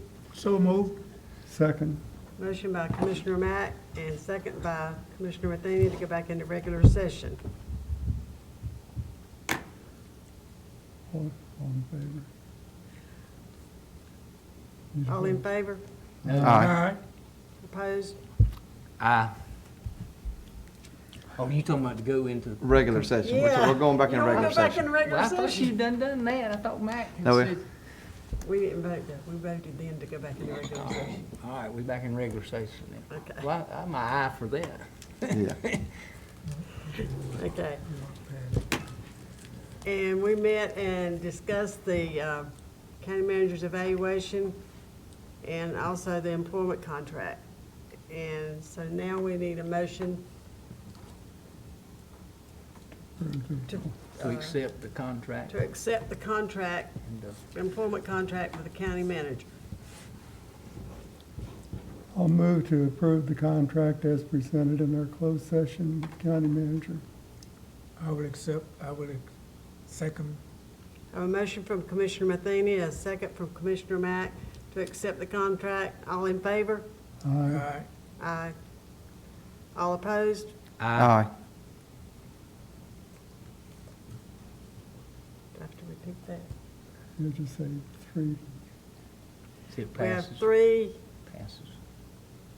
in favor and 2 opposed. Motion carried. Motion carries. Any other business? I make a motion, we adjourn. I'll second that. I have a motion and a second that we adjourn. All in favor? Aye. Any opposed? Meeting adjourned. Mr. was opposed. Oh, you missed supper time. Misty, you